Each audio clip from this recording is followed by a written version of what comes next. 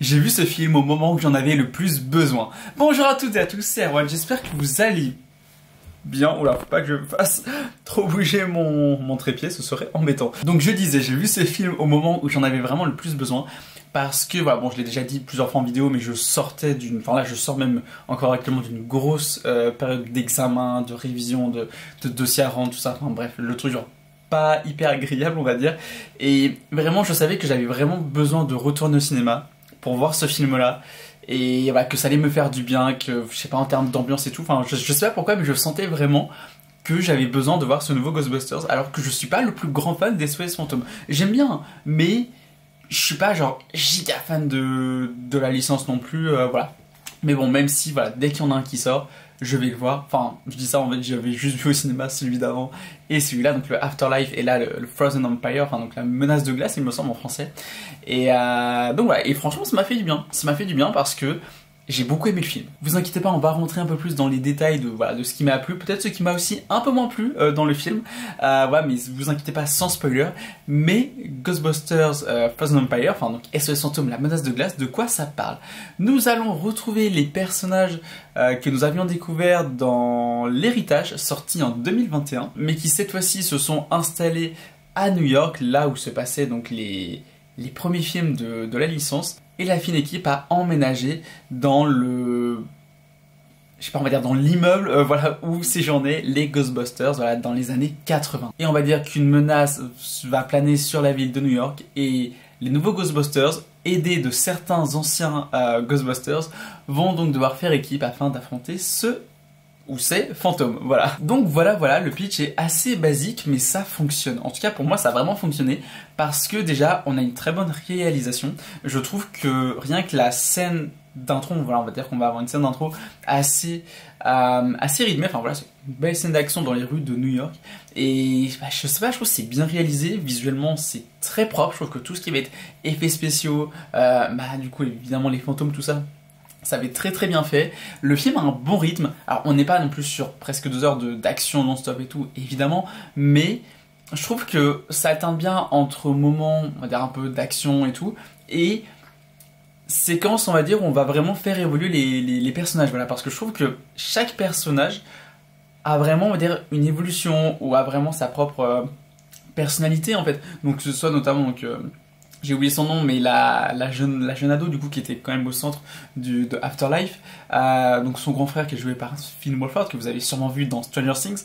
Voilà, je trouve que voilà, ils ont chacun vraiment leur propre identité, leur propre personnalité. Ils sont super attachants. On va également retrouver donc le personnage de Paul Rudd qui essaye donc de se faire une place dans cette famille en tant que beau-père et que compagnon, on va dire, de la mère en fait. Et d'ailleurs, alors je l'ai sûrement déjà dit sur la chaîne, peut-être notamment dans ma vidéo sur Ant-Man 3, c'est possible, mais j'adore Paul Rudd. Vraiment, j'adore Paul Rudd. Je trouve que c'est un acteur qui, je sais pas, il transpire la sympathie et je sais pas comment dire, mais ça fait vrai en fait. Son jeu vraiment fait authentique. Je trouve que ça fait pas surjouer. Il joue super bien, que ce soit dans Ghostbusters, que dans les Marvel ou même dans d'autres films et tout. Enfin, je sais que notamment, alors moi je l'ai vraiment découvert dans les Ant-Man, mais justement après l'avoir découvert dans les Marvel, justement je suis allé voir pas mal de films avec lui et notamment pas mal de comédies, et je trouve qu'à chaque fois il est très bon, et c'est pour ça qu'à chaque fois vraiment c'est un bonheur de le retrouver à chaque fois. C'est vrai, d'ailleurs j'ai très hâte de le retrouver dans les futurs Marvel, parce que bon, Ant-Man 4, je sais pas s'il arrivera un jour. Par contre, Ant-Man sera très certainement important dans les prochains Avengers. Ça me paraît assez logique, mais reconcentrons-nous sur Ghostbusters. Ce que je vais dire va peut-être vous surprendre et j'en suis le premier étonné, mais il y a des moments où le film a quand même fait un peu flipper. Alors après, attention, on n'est pas non plus sur un film d'horreur. Je pense qu'on est là pour donner quand même quelques petits frissons voilà, aux plus jeunes ou aussi aux gens qui ont peur assez facilement, moi le premier, voilà. Mais j'ai trouvé que notamment par exemple sa toute première scène, la toute première scène du film, on arrive vraiment à créer une ambiance, que ce soit, je sais pas, avec des jeux de lumière, avec la mise en scène, avec ce qui s'y passe aussi, hein, voilà. Et je trouve aussi le méchant, enfin le grand méchant, on va dire, du film, il est flippant. Je trouve vraiment que le look est très flippant. Ce qui le rend aussi flippant, bon voilà, on va dire, il va y avoir la forme, mais il va y avoir aussi, je sais pas, on va dire, ouais, au niveau de, je sais pas, de la luminosité, ou éventuellement, je sais pas, on va dire, comme si, je sais pas, on avait peut-être sorte de la lumière de la lune qui passe à travers la fenêtre ou ce genre de truc. Enfin, ça crée vraiment une ambiance et je trouve que c'est très bien fait. On a aussi une bonne dose d'humour tout au long du film et franchement ça fait plaisir, voilà, pour montrer qu'on est quand même dans un film assez familial qui est vraiment bonne ambiance. Et ouais, franchement j'ai passé un très très bon moment. Je trouve que même le climax est ultra satisfaisant et j'espère qu'on aura une suite. Le film marche plutôt bien, c'est pas un giga succès non plus, mais le film marche correctement, en tout cas dans la lignée des précédents Ghostbusters.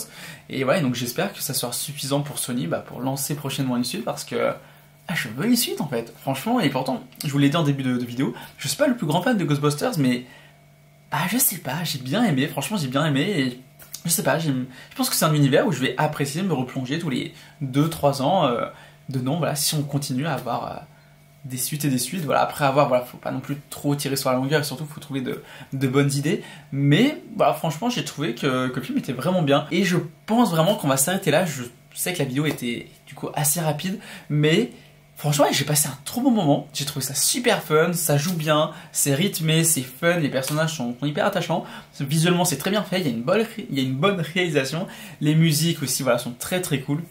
Notamment ce thème principal, donc Ghostbusters, enfin voilà, que vous connaissez tous. Voilà, donc non, franchement, c'était très très sympa. Et je vous encourage à aller voir ce film si vous ne l'avez pas vu, ou alors à me mettre en commentaire ce que vous en avez pensé. Je vous encourage également à vous abonner si ce n'est pas déjà fait, à mettre un petit pouce bleu et à activer la cloche pour ne pas manquer les prochaines vidéos. Surtout qu'on va se retrouver sûrement dès mercredi pour un film que j'attends énormément, mais alors énormément, je vais voir en avant-première mardi soir, j'ai extrêmement hâte. Voilà, donc sûrement demain à l'heure où vous voyez cette vidéo. Et voilà, puis n'hésitez pas aussi à me suivre sur Instagram, à partager la vidéo parce que ça fait plaisir. Et je crois que j'ai fait le tour. Bye!